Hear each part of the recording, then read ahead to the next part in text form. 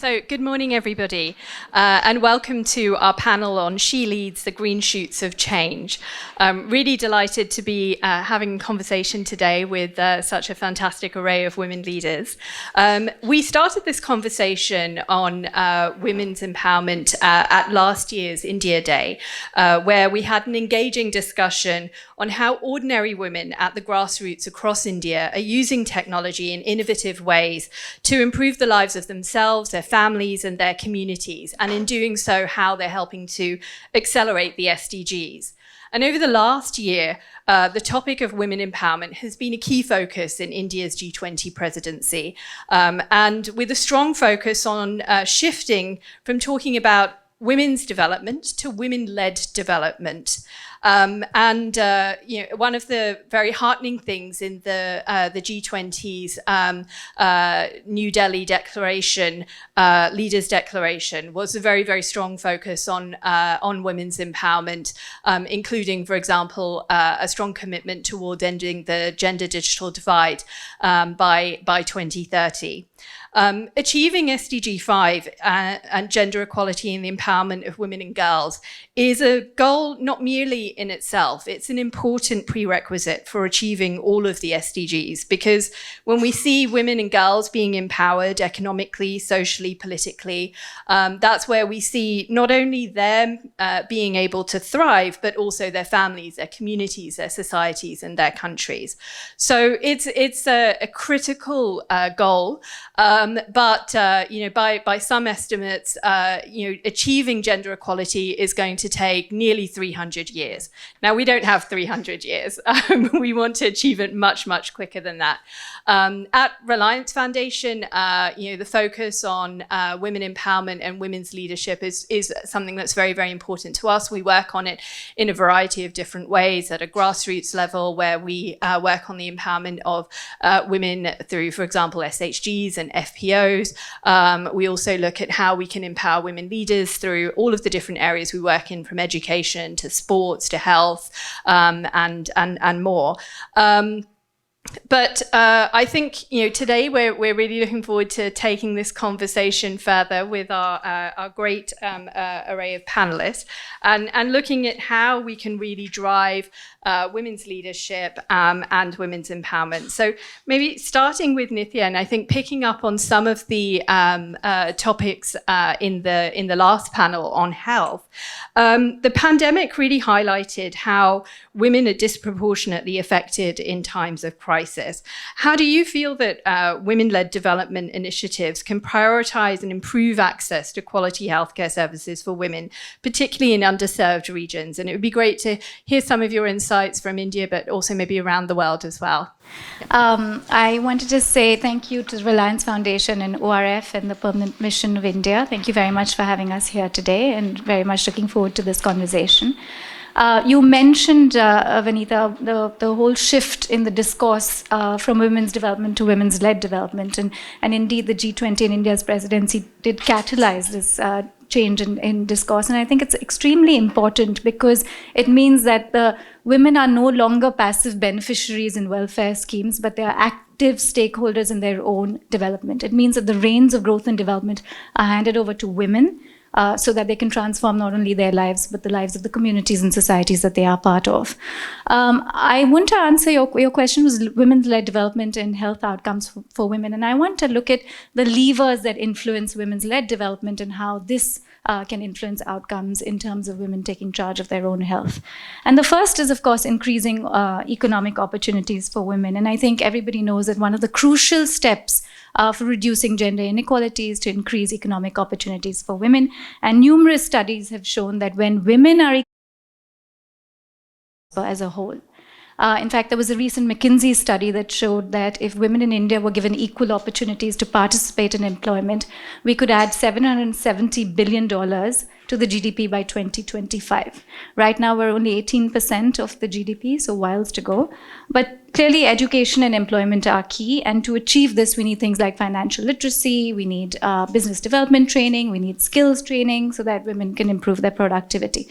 And again, I'd like to say that, India's made a lot of progress in this. There is the Mudra Yojana, which is the collateral-free loans that are given to small businesses, and 70% of these loans have been given to women. The previous panel alluded to the huge changes in the digital public infrastructure with the UPI, etc. And I think India as well is a global leader in financial inclusion now. 460 million bank accounts opened in the last couple of years. And of course, women are one of the greatest beneficiary groups in that.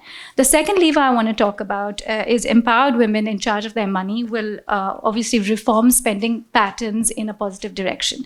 And again, numerous studies shown that when women are given access to their own resources, it could be, direct income or cash transfers, this skews the spending of the household in a positive direction to influence, the outcomes for children in nutrition and health. And again, lots of studies by the World Bank have shown in the Caribbean and Latin America that women have played a very important role in the decline of poverty, with female labor market income contributing to a nearly 30% decline in poverty rates over a 10-year period, which is huge. The third is improvement in policy making. We've been talking a little bit about this as well. Women are 50% of the world's population, but representationally, we're not there yet. We're not seen enough in those public roles. Again, very positive news in India the last week, the 1/3 reservation in Parliament, which I think is fantastic news. Of course, India has done a lot of work, since the 90s with the Panchayati Raj reforms. And of the 3 million women in local political positions worldwide, 1.4 million come from India. So, already India has done a lot in this, and clearly, the role modeling for girls when they see women in leadership positions, and of course, this translates into improved spending patterns for the community. Also, Rwanda, I want to mention, they have over 60% representation of women in parliament, and this is translated into huge benefits in terms of reproductive rights, land access, agricultural productivity, etc. The fourth lever I want to talk about is education and skill development. Women are 40% of the global labor force, over half of the university students, and yet education gains do not seem to be translating into equality in the labor market. And I think this is because that women are often crowded out into the informal sector, into the lower skilled jobs, not able to access the benefits of the fourth industrial revolution. We need skill enhancement. We need talent utilization. We need improvements in productivity for women. Again, providing women, the examples of providing women with access to productive resources such as land and fertilizers, agricultural output in developing countries can increase, by as much as 4%. And then finally, I want to tie it all together with health. And the domino effects of all of these things I've talked about, the levers in women-led development, are many. And when there are increased provisions for female education, when female literacy rates rise, awareness increases, maternal mortality rates decrease, infant mortality rates decline. And it's estimated that if all girls had a secondary education, there would be 2/3 fewer teenage pregnancies, of course, fewer children overall, and the frequency of child deaths would decrease by 50%. So the gains are there for all of us to see. We just have to do it. Thank you, Nitya. And I think picking up on your first point, I'll now move over to Maggie. So worldwide as well, there have been increasing efforts towards financial inclusion of women, particularly with an aim to develop women's capacity as self-sufficient community leaders. What do you feel are some of the collective steps that we can take towards ensuring women's financial inclusion within the economy? And again, it would be great to hear about some of your thoughts from a global perspective from different countries. Sure, thank you. And I would first just say it's nearly worldwide, but we still see a number of nations that are facing gender apartheid. We're at the close to 1-year anniversary of the death of Masha Amini, who was a 22-year-old Iranian who was killed for not wearing her hijab. This is still an incredibly uneven landscape globally. But with regards to what I'm seeing, first, I think it's always helpful to talk about the benefits of gender equality, because this isn't something that simply benefits the people on this stage. It's something that benefits all of us. In preparation for this panel, I was talking to someone who works at a large bank here in New York, and I was saying that women still earn about 82 cents to the dollar here in the US. And that's heavily skewed. Black women earn 67 cents to the dollar for the same jobs. And his point, and I'm not sure he took quite what I was getting at for the conversation, was if he can hire women that are much less expensive but can do the same or as well or better, he can save money, and that benefits his shareholders. And I think the point that's being missed here is what we've been talking about. This is a holistic system. And if we want to change things from poverty to extremism to health issues, it comes with financial inclusion of women, which benefits all of us. You already brought up a McKinsey study. I was waiting for it. Here's another one from 2015 that said financial inclusion of women would add $12 trillion by 2025. We already know that female economic empowerment is one of the most effective tools in reducing poverty. We know that women tend to reinvest their earnings into their families and communities. We know that participation in financial inclusion for women reduces extremism and is a great way to fight terrorism. We know that diverse founding teams and workplaces tend to outperform. Empowering women is simply a very effective tool in managing these other challenges that we all face. As for the levers for how to do it, of course, education is mission critical. This starts both at the very early stage, ensuring that both little girls and little boys have similar curriculums and similar access. Samir brought up that just kilometers away, we're still seeing existential threats. That's entirely true and something that needs to be amended. But these threats mean that often it's the girls in the family that are pulled out of school or pulled out of other educational opportunities to take care of their families and to take care of younger siblings and household burdens. And not only does this mean that they're exempt from the educational opportunities, but also normalizes this kind of behavior at home. There's a lot of cultural work to be done. Can't believe that I'm going to be speaking about these things, but Taylor Swift and Beyonce and the Barbie movie have shown that there's huge economic impact from women. But this is only part of the story. The other blockbuster movie for us this summer was Oppenheimer. 640 women worked on the Manhattan Project, but they're largely absent from that film. Women are still invisible on so many stages and so many parts of history. That's really something that has to be addressed.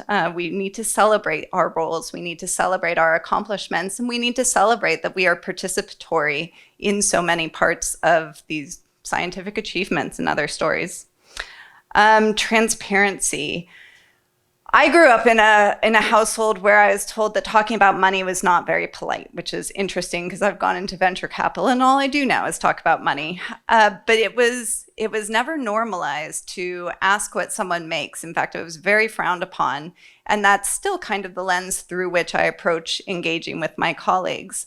The challenge with that is when young women go to ask for a promotion, when they go to advocate for themselves around a raise, there aren't benchmarks and frameworks about how to ask and what to ask for.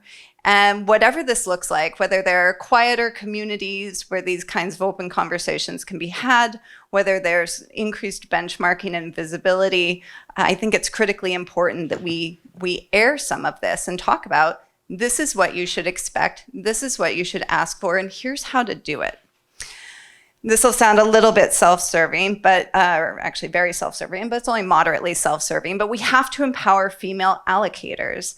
As a female allocator, I'm much more likely to go back other female founders and entrepreneurs. Only 2.3% of venture capital is going to women founders right now. This is a huge problem because women are very smart and women are achieving huge things globally. And to not be backing the female entrepreneurs is problematic. We're missing out on the creativity and the diversity of thought and the invention that comes with backing women. We know that this is a problem, but childcare and the burden at home, I don't know how to fix this one. What I do know is that it's very expensive and that we're in a moment in time in which we tell women, you can have so much, you can have everything. You can have the big career, you can have the family, you can have everything. But we haven't figured out how to support them in a way to make that even remotely possible. And the rate at which women are going right now feels deeply unsustainable and deeply skewed. And so whether it's through policy or community or simply working with the cost of childcare and the burdens of family life. There have to be shifts if we want to truly engage the next wave of women leadership. I could talk about tech and AI with regards to gender all day long, but I think I'll turn it back to you, because if I get started on that one, I won't be quiet ever. Great. No, thanks, Maggie. Maybe you can bring it in the next question.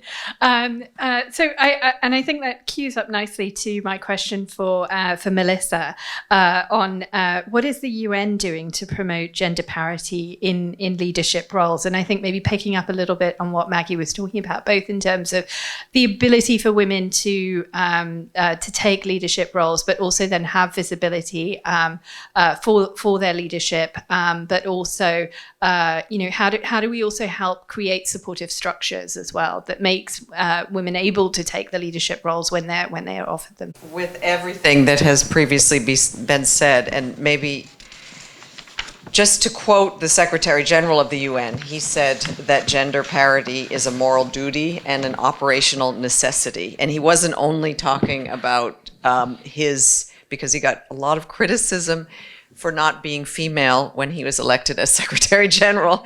And he said, I'm really sorry, I can't do anything about my gender, but what I can do is to ensure, at least in this organization, that we achieve gender parity. And I'm happy to say that, and I'm included in that in UN leadership, we have achieved gender parity. But as you were all saying, there's a huge long way to go. And here we are at the General Assembly, right, of the United Nations.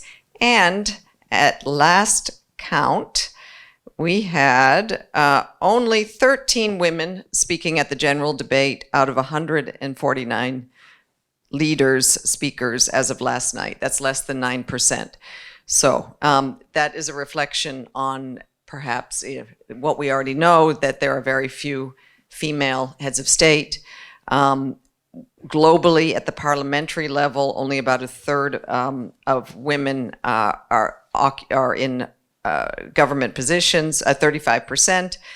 And it's very difficult to be a female in politics these days. I remember being in Sarajevo recently and speaking to this amazing mayor, a young woman, multi-ethnic, and out in the community all the time. And there was one day when Facebook just went blank. I think it was about a year ago. Nobody could figure out why. And it was several hours, if not half the day. And she said that was the best day of her life during her political career, because all of the harassment and the hate just stopped. So on one hand, this kind of obligation and need to engage with constituencies now online. And then on the other hand, just having to face attacks at a scale that was just nobody would have dared to do if you meet them in person. So we have a statistic here that women parliamentarians had 80% in a survey of 39 countries had experienced psychological violence. 80%. 44% of those were threatened with death, rape, beatings, and kidnappings. And 1 in 4 had endured some form of physical violence. So the online atmosphere for women in leadership, women journalists, women activists, maybe women businesswomen, you can tell me, is tough. It's gotten harder at a time when you mentioned that we've slipped backwards in terms of gender equality, SDG 5. During COVID, we need to make advances. So, yeah, I mean, you came up with the solutions. I had the privilege of being invited to a breakfast with the Icelandic foreign minister this morning. And apparently Iceland is number one. You mentioned Rwanda. She mentioned Rwanda. Actually, you mentioned Rwanda. As being exemplary. Iceland is exemplary in terms of parity in political leadership. But one of the things she said, which struck me, was the number one measure that has transformed Iceland culturally, and she said, we're not perfect, but we're ranked as number one in the world, even though that we're still imperfect, is that every family has access to childcare, free childcare. And she said that sets in motion an entire culture change. Women then are entering the workforce in numbers that they couldn't have done before. They're looked upon differently. And because of their paternity leave policies, fathers take on, just as much responsibility as women. So just wanted to give that as a takeaway. The UN supports everything that you've said so far, so I won't go into all of the talking points I have right now for that. Thank you, Melissa. And I think the last point about that enabling framework for women, I think is just critical. Yeah. So just changing tack slightly, moving on to Vaishali. So in both of the publications that we've launched today, they focus on lighthouse lessons from India that we can learn from, that also can have applicability for other countries around the world as well, particularly in the global south, on how to tackle SDGs, and both of them focus on the importance of women's-led development as well. From your experience, what are some of the innovative solutions and projects that you've seen that prioritize both gender equality and environmental sustainability that you think would have some lighthouse lessons for the rest of the world? Sure, thank you, Vanita. And I also want to echo Nitya's comments and congratulate ORF, Reliance Foundation, the Permanent Mission, and the UN for coming together to organize this session on two critical topics we are facing. One is gender and the other is on climate. So she leads green shoots, fantastic. And it's really important for us to convene and listen to each other and take back stories and lessons for us to work on. I want to start by saying that I'm really proud of what India is doing in the area of gender equality. The way we led at the G20, ensuring that we came out with the Women Inclusive Declaration, ensuring we talked about not only women empowerment, but women-led development. Subtle differences, but they mean a lot. And then we acted on it immediately after with the recent reservation, with 33% reservation, is absolutely outstanding leadership. And when we have leadership from the government, what that does is it inspires institutions, private sector, public sector, and individuals. It gives young girls hope. Young girls who are in law schools and in urban areas hope. And then it's our job to go and translate that to other parts of the country in a way where we can get women to understand that the country is behind them, because that's critical. So let me talk a little bit about what we are doing. We run a lot of programs. The essence of what we do in our social responsibility work is around women. And one of the programs which balances gender equity and climate is a program called Project Surya, which we are working with the UN. Sharma is sitting here, and we've launched it together, where we work with salt pan workers in the Rann of Kutch in Gujarat. And that's an area where women go to work 6 to 7 months a year to make salt. And they undergo a lot of hardship and only make about $100, save $100 a year. And with this program, we're training them to become solar technicians, and we are going to provide them employment, or already providing them employment in solar farms and wind farms in the remotest parts of the country, where they don't have to migrate. They can work in their neighborhoods, increase their savings by 10 times. And there's a lot of enthusiasm, not only by salt pan workers, but also their children, their daughters. So it's a very woman-centric program. And everybody says, when I'm in meetings, etc., that there's not enough manpower in this sector. And I do say there is woman power, and we must include them and make them a part of this program. Another program I'm really proud of is what my friend Megan started in Rajasthan, the Tilonia program with Solar Mamas. I mean, that's just amazing example of what you can do, not only in India, by education, by skilling, but also across borders. And I think that is critical. I'm hopeful that with the Women Ministerial, we can do a lot more by engaging women from the G20 countries and beyond to ensure we can exchange learnings and ensure we benefit from each other's experience, which is quite critical. So yeah, I'm hopeful, actually. I'm really hopeful about what's happening in the world. Where we were about 30 years ago and where we are now is hugely different. I think women are in a better space. But just to address Megan and Melissa's point on, need for care, I think women are employed and get sucked into, the care area, and just most of the work they do is unpaid. And we really, really need to work on that. And the only way we can work on it is to let men step up at home and for women to step up at work. That does not happen. We have a choice and we must make that choice. We do have a lot of help in India, and that's not the only thing which works. We need mindset shifts as well, not only amongst the men, but also in the ecosystem and in the families. So the cultural transition is super important for women to get to parity, which is the minimum we should expect.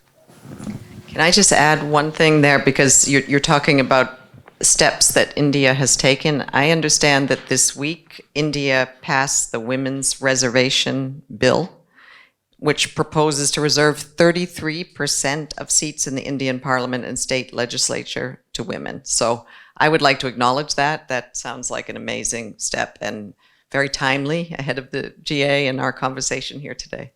Yeah, no, I think it's a fantastic step forward and a great milestone. And I think, as Vaishali was saying, a great immediate commitment post the G20.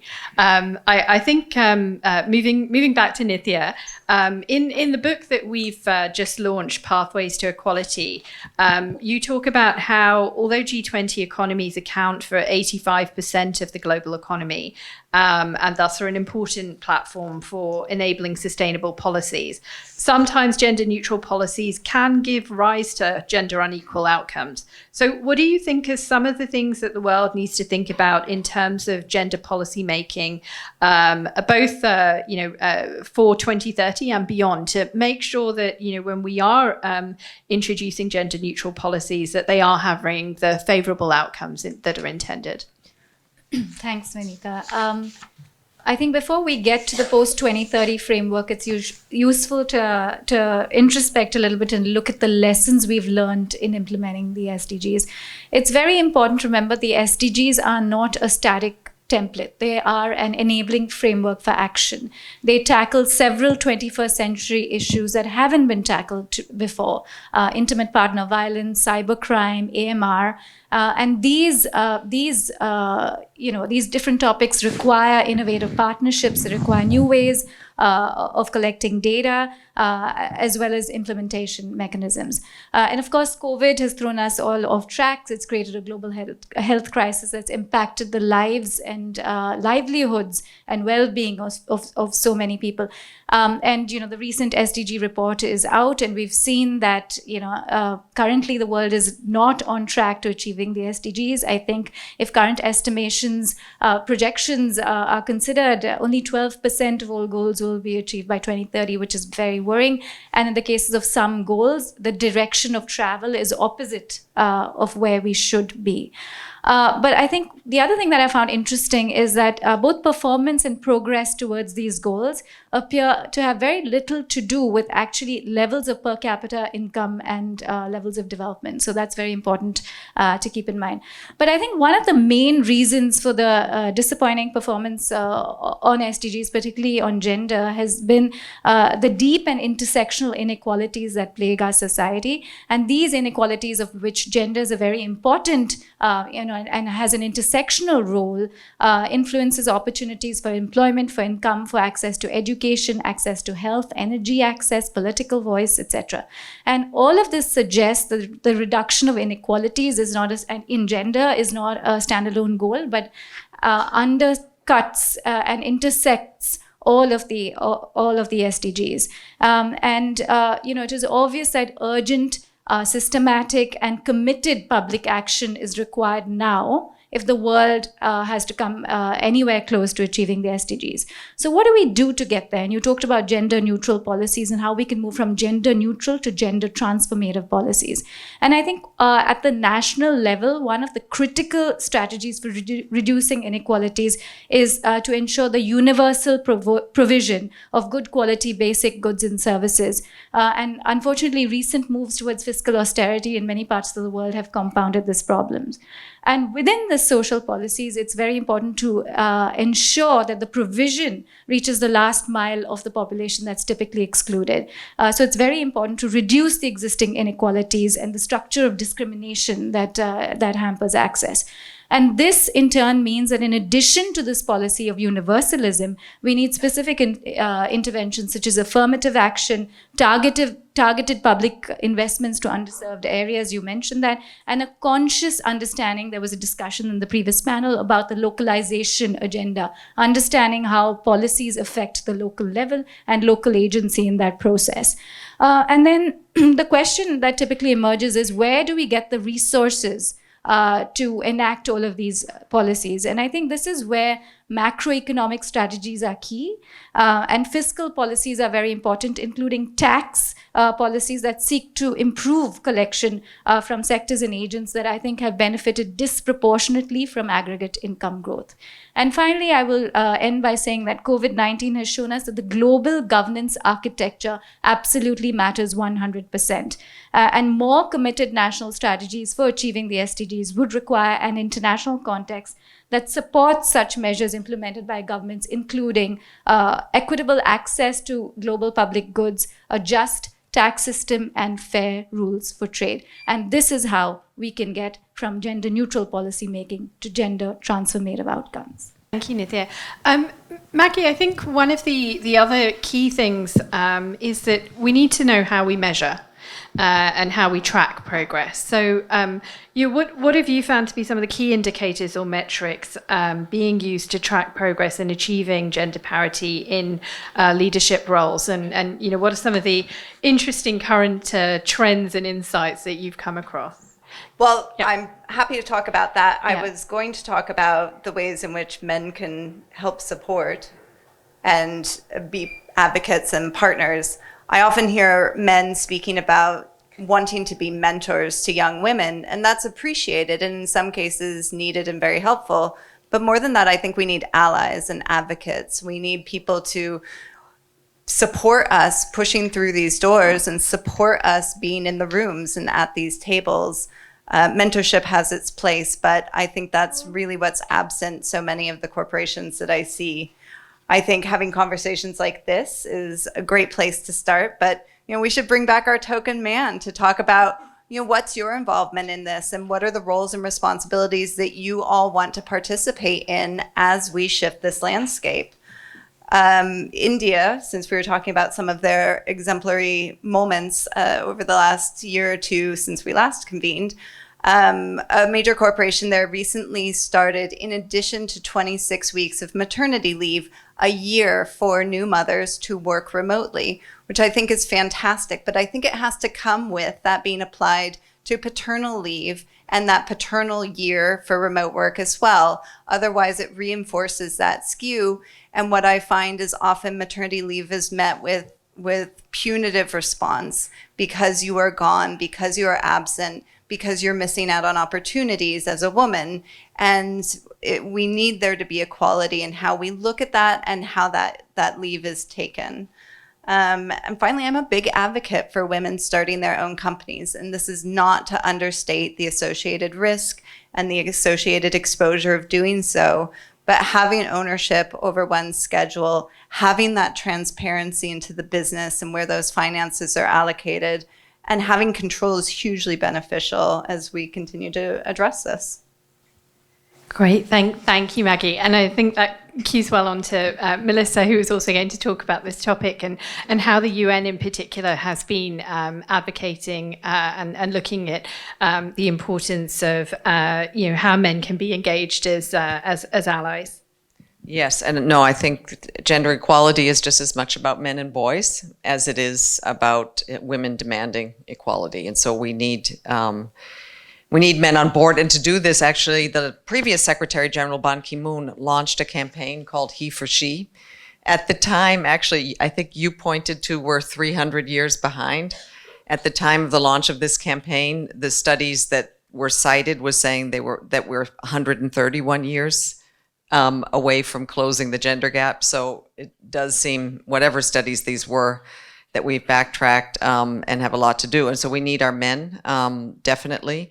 So the campaign calls for three things, and it has actively committed heads of state, heads of corporations, heads of nonprofits, and academic leaders who are men to support gender equality. And there are very concrete things that they're being asked to do, as well as individual men and boys to unite in action, to create local campaigns on campuses and workplaces to really demonstrate that they're part of the women's equality movement. And it is also a kind of communications campaign that highlights men and boys who are agents of change. So we've had, since its launch, thousands of men from around the world, including heads of state, as I said, who have committed to gender equality. And I just wanted to say, because I work in communications, I lead communications for the UN, so obviously this is something that we're promoting as just part of our day-to-day work, gender equality, but we're also very concerned with the online space. I mentioned before women being harassed online. There was a study that in 2020 that more than 100,000 women found unauthorized, fake, or sexualized pictures of themselves being disseminated online for the sake of entertainment. We've been very disturbed to see the rise of misogynist content online and figures, I'm not going to name names, but you can maybe guess, with hundreds of thousands or millions of followers who are speaking to lonely, maybe some vulnerable boys online, and as in trying to get them to join a kind of new misogynist male movement. And so we have to fight against this. We have to challenge the social media platforms to do their part and to raise women's voices online. So finally, we are engaged in, because the online world has just become so influential in every single walk of life. And we're seeing our information ecosystems, much like a polluted environment.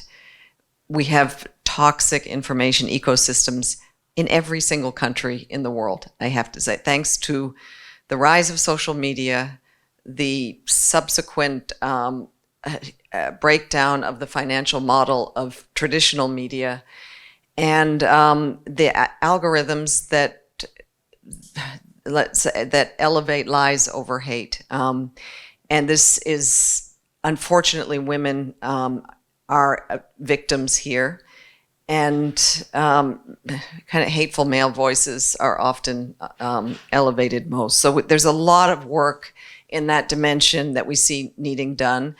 And that said, I don't want to leave on such a depressing note. I mean, we are able to galvanize also online so many people around women's equality and women's rights, and through this campaign, he for she, and many other ways of communicating. I think we are seeing possibility here, but it's a daily fight. Yeah, thank you, Melissa. And I think, as I was saying at the beginning of the panel, I mean, last year we were talking about women and technology, and the transformative potential that technology can have for women, particularly at a grassroots level. But making sure that we really focus on cyber safety for women, I think, is critical for helping enable that. And it's something that hasn't necessarily been spoken about enough, but is now starting to get a lot more important focus and due attention. Vaishali, I think that my final question for you is also another area that hasn't been talked about a lot, but again is now starting to get an important focus, which is the importance of looking at women's leadership in driving global efforts to combat climate change, and as well as promoting sustainability, especially because of the disproportionate effect that climate change is and will have on women. So what are some of the important efforts that you've seen and the key impact that you feel that this can have on driving change, both at a grassroots level, but also at the level of corporates and governments? Thanks, Vanita. That's a broad question. I'll address it in many ways. But yes, climate change is super critical, and the role women play in that is very important. They're not playing an important enough role as of now. Particularly the reason for them to play an important role is because we all know that it's women who are most affected by climate. And so they do understand what it takes to find solutions for a problem they face firsthand. So engaging them in conversations, we've all discussed in this panel how important it is to have women in leadership positions. It's quite disappointing to see when they don't have a seat on the table, as we saw in some of the meetings you're talking about. And I see that often in the boardroom as well.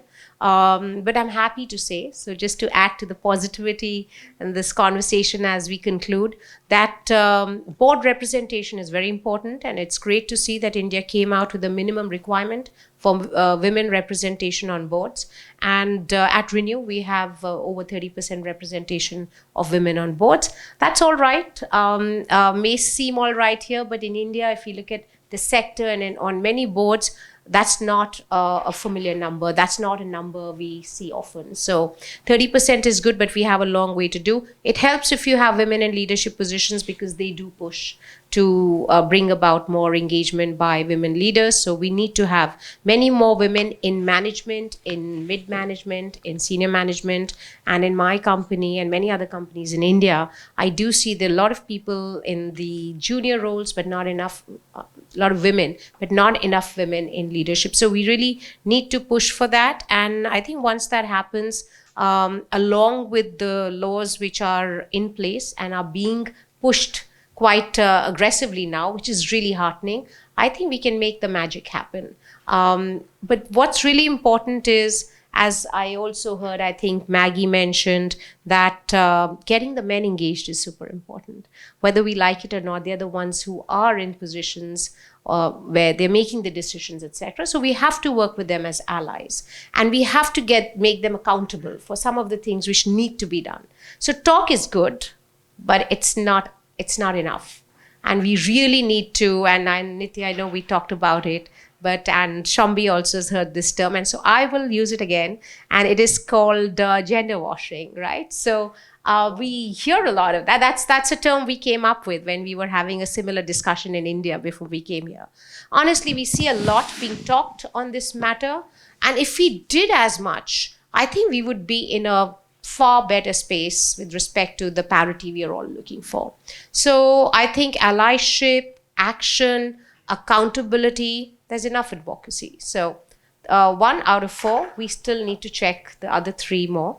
And so it's, I think we're in a good space. I always like to recognize that we've come a long way, and that's encouraging. I think when I travel, I was in Tanzania recently, and it's in a way, it's a mixed bag.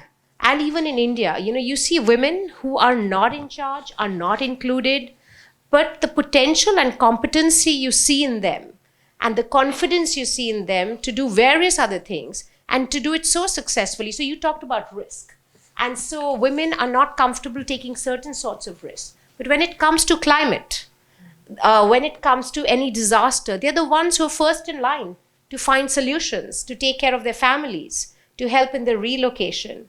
Even in our book, in Pathways to Equality, Ambassador Kamboj talks about the role women play in security, peacekeeping, and they are at the front end doing this, taking care of it. So it's time for us to tap the competency of this gender in a way where we are comfortable doing what we can do. And I think that's super critical. I don't think any of us want to do what we're not comfortable doing. And there's so much we have to do to ensure that, we identify problems for areas like climate, in the workplace, in corporate India, global link, not only India, but globally. And we are role models for the next generation, because not only girls, but boys are watching us as well. And they're watching the men. So really, I think a lot of gender capacity building for men should be on top of the agenda. Great, thank you, Vaishali. And Nitya, you wanted to have a final thought? I just wanted to say that, to make another plug for our book. We've talked about many of the issues we've talked about in the book. So I do urge the audience to pick up a copy and, to get back in touch with us if you have any other comments. Yes. Thanks, Nitya. Thanks, Nitya. And I think that's a great point upon which to close. And just a very big thank you to all of our panelists for a very insightful discussion. Thank you.